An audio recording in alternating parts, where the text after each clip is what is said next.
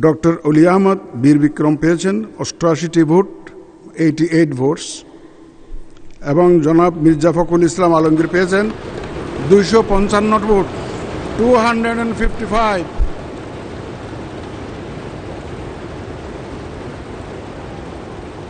রাষ্ট্রের সর্বোচ্চ পদে কে আসীন হচ্ছেন তা আগে থেকেই জানা থাকলেও অপেক্ষা ছিল আনুষ্ঠানিক এমন ঘোষণার।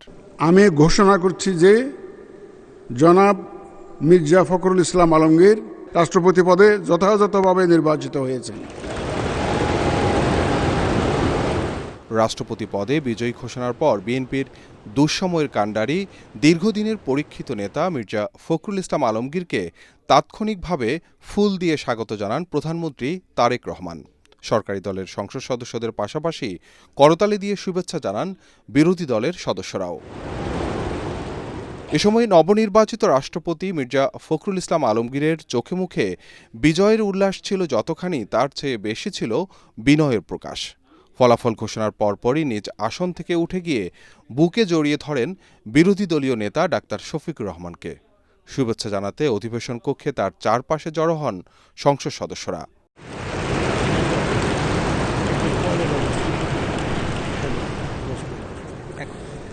রাষ্ট্রপতি নির্বাচন আইন 1991। এর আগে দুপুর 2টায় রাষ্ট্রপতি পদে ভোট গ্রহণের জন্য সংসদ সদস্যদের বিশেষ বৈঠক বসে সংসদের অধিবেশন কক্ষে।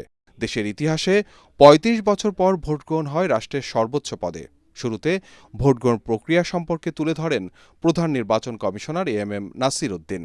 একে একে ভারপ্রাপ্ত রাষ্ট্রপতি হাফিজ উদ্দিন আহমদ, ভারপ্রাপ্ত স্পিকার কায়সার কামাল, প্রধানমন্ত্রী তারেক রহমান ও বিরোধী দলীয় নেতা ডাক্তার শফিকুর রহমান সহ সংসদ সদস্যরা ভোট দেন নিজ আসনে বসেই।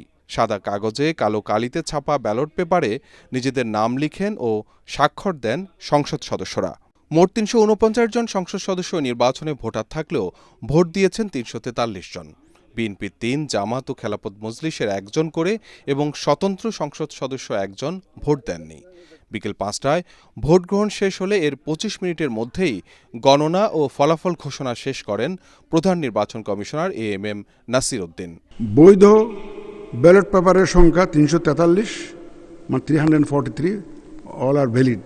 মির্জা ফখরুল ইসলাম আলমগীর পান 255 ভোট আর তার প্রতিদ্বন্দ্বী প্রার্থী অলি আহমদ পেয়েছেন 88 ভোট। পরে পুরো নির্বাচনী প্রক্রিয়া নিয়ে সন্তোষ জানান সিইসি। একটা সুন্দরভাবে নির্বাচনটা হয়েছে, আপনাদের সবাইকে ধন্যবাদ।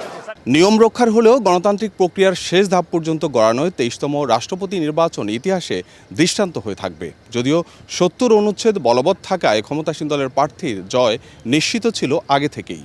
এখন দেখার বিষয়, বিএনপি মহাসচিব হয়ে মির্জা ফখরুল ইসলাম আলমগীর যেমন গুরুত্বপূর্ণ ও দায়িত্বশীল ভূমিকা পালন করেছিলেন, এবার রাষ্ট্রপতি হয়ে সরকার, বিরোধী দল ও সামগ্রিক রাজনীতিতে কতটা ভারসাম্যপূর্ণ ভূমিকা পালন করতে পারেন। ইকরামুল হক সায়েম, এটিএন বাংলা, ঢাকা।